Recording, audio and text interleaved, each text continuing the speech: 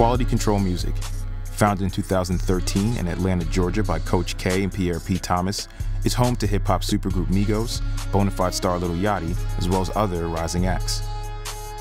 In 5 short years, they've created several chart-topping songs and albums, earning multiple platinum and gold plaques and 3 Grammy nominations. This independent, black-owned label has evolved into one of the most influential entities in popular culture. And now, they have their eyes set on world domination.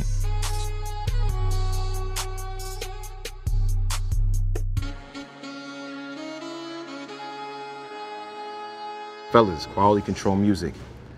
Established in 2013, since then you guys have become the home to Migos, Lil Yachty, other rising acts like Lil Baby, Stefflon Don. And we have all the success today, but I want to dial back a little bit to the inception of the label. What were those first meetings like when you guys decided to establish it? And when you jump on any endeavor, the big question is why? I was getting ready to quit the music business. I had been doing it for a few years with one of my prior partners, and I had sort of got frustrated with the business, just trying to get on, investing a lot of money and, you know, dealing with the wrong people. Just finding out that the music business is a real shady business. People don't want to share the information. They're gonna try to keep you at a certain level and just, you know, use you for your money if they can get something out of you. And I was funding a lot of stuff and it wasn't working, so I had built this studio. And so I went to Coach about getting somebody to rent the studio, and then he came to me with the idea about these 3 fellas right here. And I already knew them from, you know, dealing with Gucci. And it was an opportunity to, when I listened to the music, it was just something that just moved me like, this might be my break out the hood. I never forget, man, I rolled out to their house. At the time, I was out on the north side in the bando. And I walked in the basement, like, cause I had never even heard none of the music. I mean, I heard the music that was out. Yeah. You know what I'm saying? That was kind of bando, FEMA. It was like 2 videos that they had out. And I went down that basement, man, I heard some of the most incredible music I ever heard. Like, serious. I got a CD from him. I gave it to Pete. I said, man, listen to this music. And he finally listened to it. He's like, man, this shit crazy. And the next meeting we had, they was at the studio before I got there. I sort of just expressed to them that, you know, I'm gonna have their back 100%, and we got the financing to do whatever they wanna do. You know, the chemistry was right, it felt right, you know what I'm saying? Told them we're gonna build this together, and here we is today. You guys have to trust this guy and to take your career and really your livelihoods into his hands. What was it that made you guys believe and jump on the boat? We was still doing our thing in the streets. You know what I'm saying? Shit, we already had one down, and it was kind of tough. We wanted to make music, but we didn't want to have no damn job nowhere. So shit, we just had to pray and goddamn and know that they real and look in their eyes and know that they was solid and just said, let's do it. They used to have this thing in Atlanta called Beer and Tacos, which was like, you play Beer and Tacos, and you come out, you know, you're gonna be the next guy. It's like, you go perform there, it's like, it's tough, but it's that crowd, you know? Yeah. They had the biggest crowd that place had ever seen, you know what I'm saying? And I think that was the first time he was like, he seen them, you know what I'm saying? He walked in like, I remember him just smiling like, oh shit, this shit is real. Yeah. After that Beer and Taco, it was like, okay, we gotta go hit these streets of Atlanta, cause like I said, they already had the hipsters and all that other crowd. We went and hit them streets in Atlanta and went and tore them clubs up, and when all of it connected with the streets and the hipsters and the colleges and all that, it was an explosion. Yachty, when you first saw QC, you watched it from the outside, right? Yeah. You saw these guys already kicking up. What were your thoughts on the label, especially when Coach came and approached you? I saw the label from the beginning, man. Really? I swear to God, I was in the 9th grade when I first saw FEMA and Bando on my little sister Hello Kitty laptop on YouTube, thinking like this is the most craziest shit I ever saw in my life. Like, it was incredible. And I remember the day Drake got on Versace, I was in class, and it was just insane. Like, everyone was going crazy. It was crazy. And then, you know, I seen all the other acts, you know, it just made our city look cool, you know what I'm saying? Like, the label, it was like since like old Atlanta, it was the first label to make Atlanta look like Atlanta. Like it made you want to be in Atlanta, you feel me? Like I honestly didn't think I fit in at all, but I just wanted to be a part because I thought it was so cool, you know? I used to think like I probably would never get in because I didn't fit in. You know what I'm saying? I felt like I had no parts whatsoever, you know, like being there. But, you know, dreams come true. What did you guys see in Yachty? As the music, like I said, as it was transitioning and getting younger, like I might go out and hang out like on the hipster scene just to vibe and see what's going on and start noticing like all this movement in that world. A friend of mine played me the music. He's a DJ. He DJs in all the little hipster clubs. He said it's a kid on SoundCloud right now. It's popping from Atlanta. He said, but it's a little weird now, you know. And that's how, you know, I said, play it for me. So he played me the music. And I was like, damn, this shit is dope. His voice is different and it's authentic. Like just when I first heard their music, I said, what'd he look like? And they showed me a picture and I said, man, go find him. It was kind of different from what everything else we was doing because when we finally sat down with him, he was like, man, you know, I'm on some positive. I like preaching positivity. I don't smoke, I don't drink. And I was like, damn, man, the brands are gonna eat this shit up. You know what I'm saying? Like, we can actually start doing some sync and licensing for some of these records. Just because when you sit down and go to a brand with an artist, they want to do a background check. They want to go through the whole stuff. Yeah. So the first one that came was Sprite. Yachty probably been signed maybe like 6 months. It happened quick. Yeah, it happened quick. You know what I'm saying? But it was the perfect timing. And then, you know, once one brand come, then shit, you go to the next brand. What's the biggest hurdle you guys have had to get over recently? Biggest hurdle, 300. I'm saying what? I'm saying 300 was the biggest hurdle. They tried to hold us against our will. It wasn't never no in-house hurdles we ever had, like where it's been a problem. We always be like, do what's going on, this what these folk doing, we gotta do this, we gonna get this situated. But 300, that was the biggest thing, going through times and situations with them. I'm gonna stand behind him on that. The 300 situation was the biggest hurdle for us going through that, because for 18 months, we couldn't sell no product. Whatever that was already out, that was already on iTunes or whatever, that was cool. But anything that we was putting out, it was like we was shackled down. Like, we couldn't put out for instance, we had Dab, the song Dab. That was like one of the biggest, they created that whole movement. It was one of the biggest songs of that year. You had the athletes doing it, you had the kids, everybody was doing it. But you ain't see it on iTunes. You feel what I'm saying? We couldn't sell it, we couldn't stream it because we was in a battle where it was like we was being shackled down. You gotta understand for artists how frustrating that could be, and for us as a company, because we got a company saying, y'all can't put no music out. We ain't letting y'all sell nothing, we ain't letting y'all until whatever. You gotta understand, this is the biggest group in the world right now. Somebody trying to stunt that growth, and it was a big challenge because they depend on us. They trust us with their career, their life, or whatever, and we started trying to build the company, and our biggest asset is being held down. You feel what I'm saying? We put an album out at a time where, right before streaming hit, you know what I'm saying? Yeah. And you know, it was big. We got to put these physical copies out, and you know, it was strange. You know what I'm saying? So we for us, we underachieved. You know, and we was in a legal battle, right? So now we the underdogs. You know what I'm saying? And we went in and like during them 18 months, and it was like a fight. Yeah. We was fighting legally. You know, they're fighting because they coming to us like, man, we can't put no music. They like really, really mad. Like, we can't put nothing out. This is crazy. You know, they looking at their peers.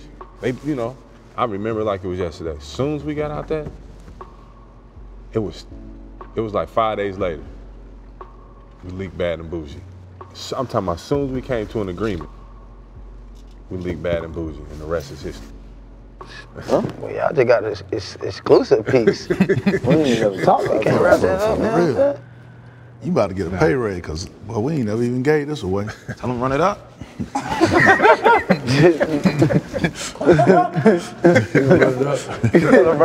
them run it up. You trying to run that shit up, man. Oh, we're going. All right. Shit. You guys dropped a record like Bad and Boujee, some shit people just ain't heard. You know what I mean? Like, it's getting shouted out at the Golden Globes. You guys are moving into another category. Shit gets different at this point in time, right? Like, what was your take on it? Did you ever trip off of it? Like, yo, this is real for all of us? You know, we performed it the first time, and when it came on, the people was louder than me. I usually be a little third verse, so I don't really get the little quiet look. So I just stopped rapping, like on stage.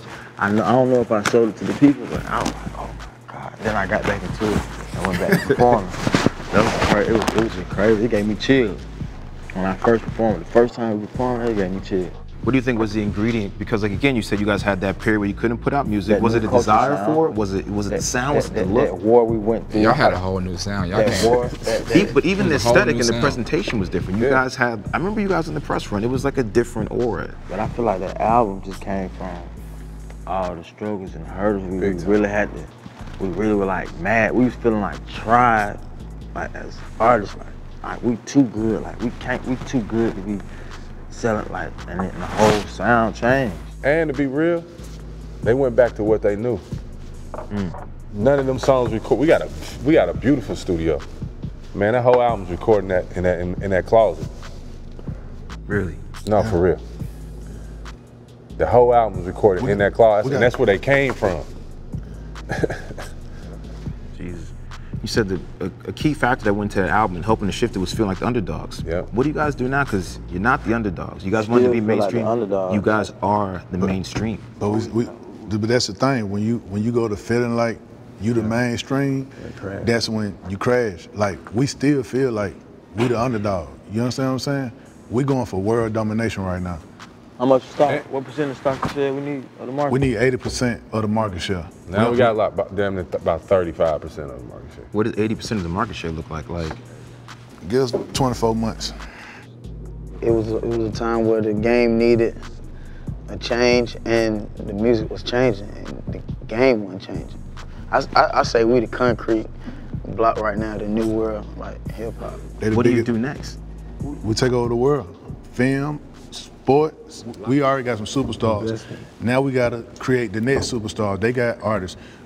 We got a whole nother team. We got the Little Babies and the City Girls and the Lingos and the Mangos and the, they going out to the world. Now we gotta bring up that next generation. You know what I'm saying? Still just a small business. Like a small, is ran like a small business. You know what I'm saying? Big business been ran like a small. Small business. Literally. Yeah. We're not letting a lot of outsiders come in. It started small and we gonna stay small. You know what I'm saying? I mean, but it's big. Yeah, we ain't gonna stay small, but we keep the circle small. Yeah. Keep the circle small. Yeah. It's simple. It's a family tree. You know what I'm saying? I'm gonna be old one day, and he gonna be in my spot. You feel what I'm saying? And he gonna be in my spot. He gonna be in my spot. And, you know, Coach gonna get older than me, and they gonna be the ones doing. You know, it's a chain reaction. You feel what I'm saying? I was wondering if QC is a sports team, what sport are you in, and what positions does everybody play? You as a football team. A football team, a basketball team. You got the coach in the press box who script the plays, give you a script, and he send it down to the field to the other coach, to the head coach. And I'm the quarterback. And we all get in the huddle and run the plays. You know what I'm saying? You got the best team in the world like that. You know what I'm saying? Can't beat it. With that said, so that means you guys got one of the best franchises in not just hip hop, I'm talking about music, period. No, most definitely. Right? Fucking right. So then what becomes the world championship for you all?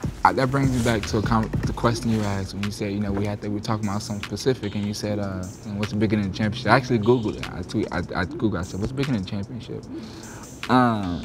Nothing is bigger than the championship, but goddamn. Multiple championships. You know what I'm saying? Dynasty. But Exactly. I feel like we bigger than the championship, you know what I'm saying? Like it be bigger than, when it comes to us, I feel like it's bigger than music when it comes to that, you know what I'm saying? Like, cause we got music, you know what I'm saying?